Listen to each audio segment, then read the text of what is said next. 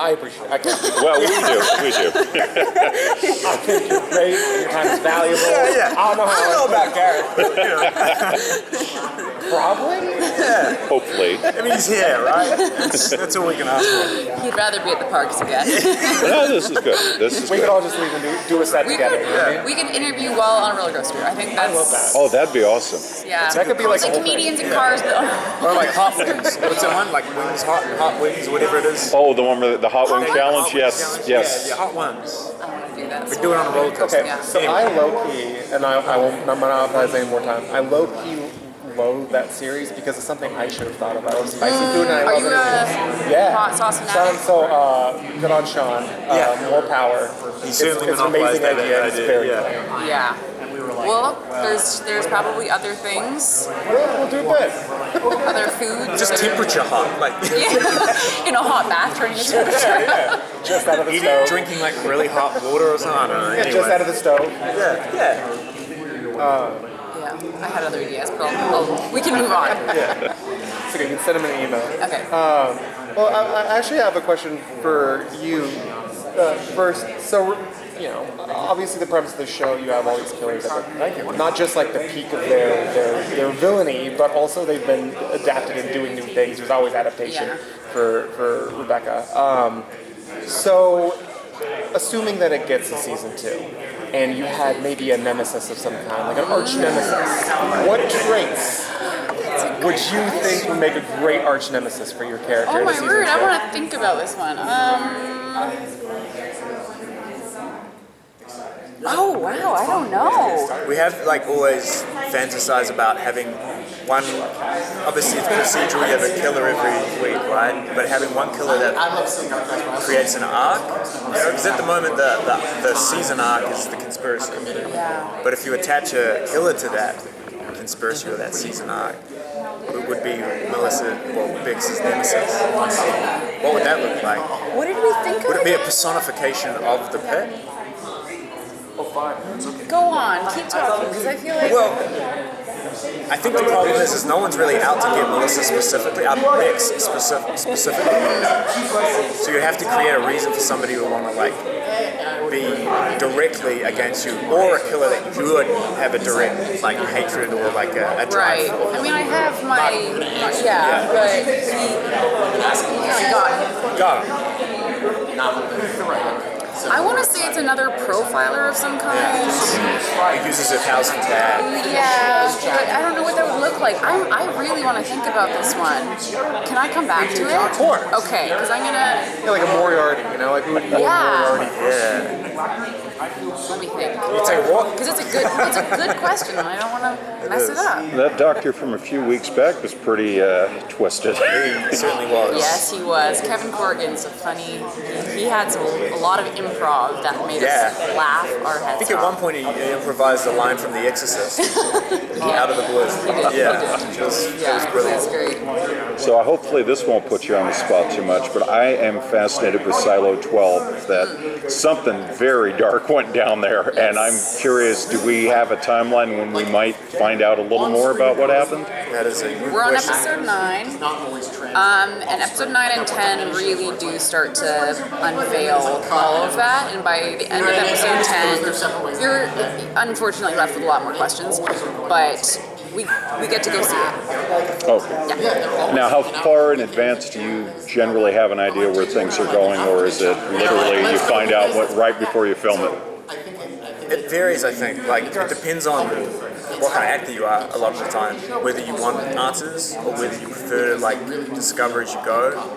For me, it was like, because a lot of my character's arc is retrospective, so he's motivated by secrets that come out later.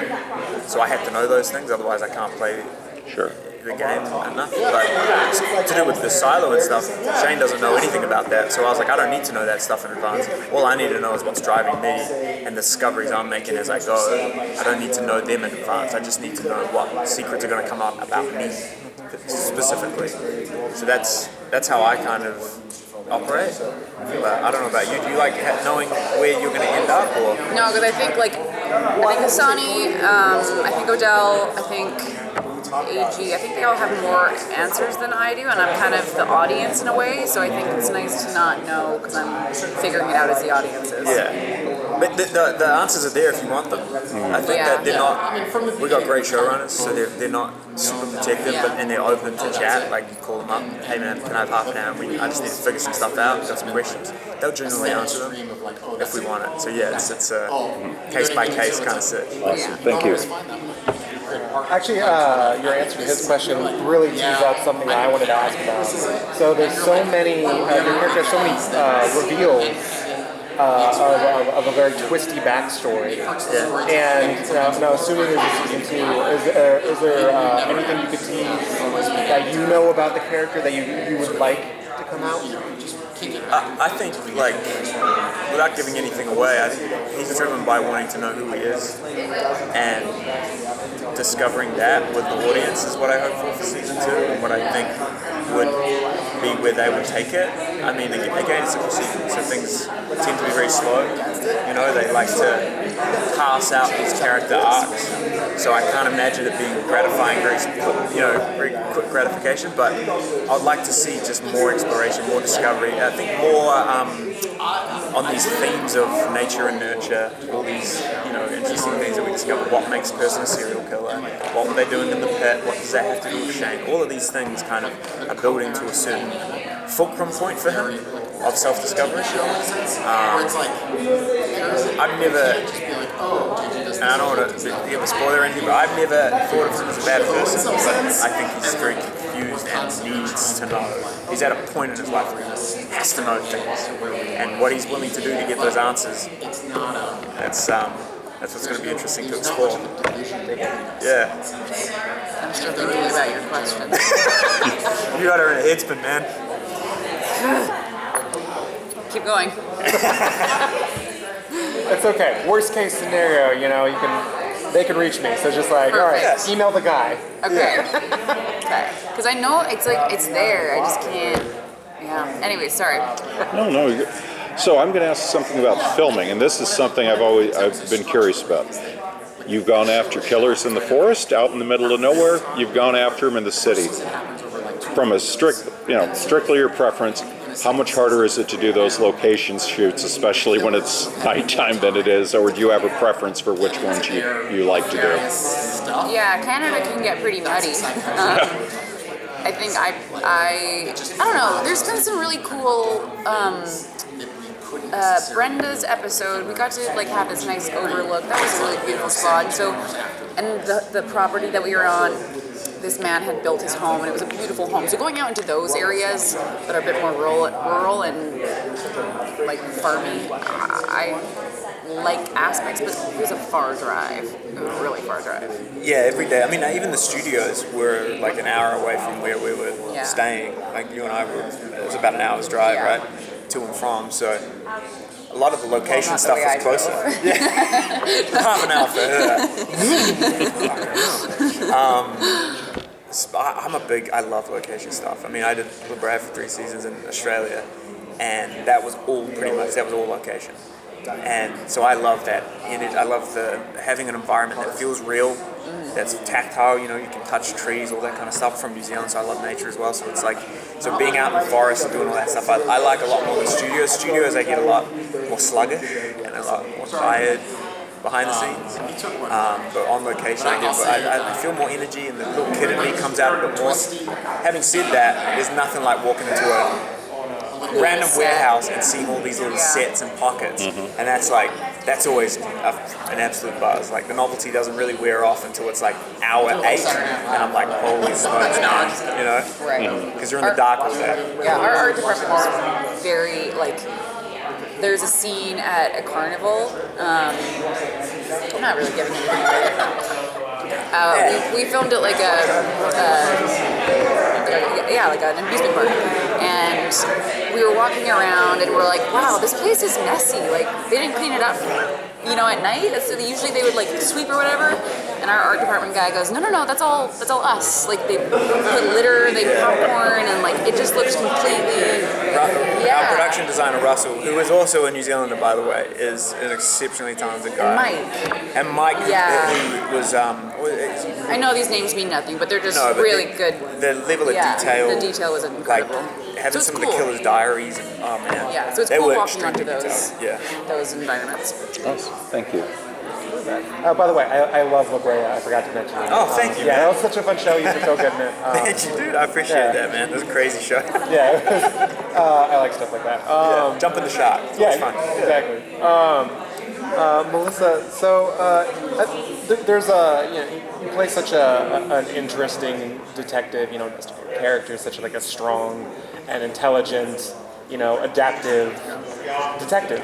And there's, some really good examples of that in, like Clarice and Sounds of the Lambs, whatever.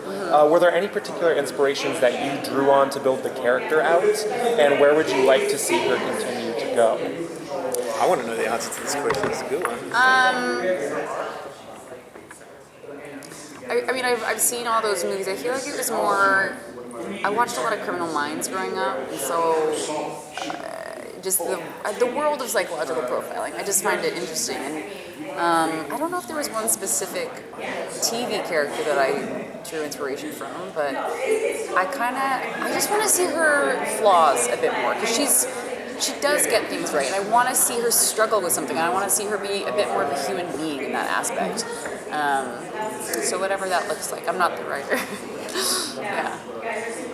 Well, that's why she needs an arch nemesis. I know. Stop it. I'm trying to think. Quick. As we're getting ready to wrap soon. Okay, so your character's daughter. Yeah. How long is she? I don't want to put you too on the spot, but how long is she going to keep her in the dark, thinking you're still working at the casino? And I'm almost scared to.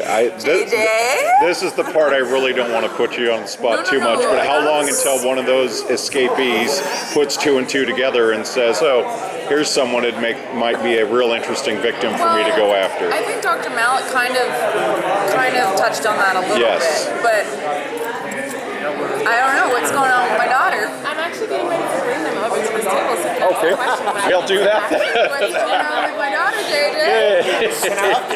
Can our dad skip in? There you go. I think, long story short, she's less in the second half of the season, so season 2, we'll see. All right. Yeah. Thank you. Well, thank you for your time. And also, you. I know you have things to do, but if you do have a minute to call, I would love that. You don't understand. I'm going to be thinking. I'm not going to sleep tonight. That's this question. Thank you.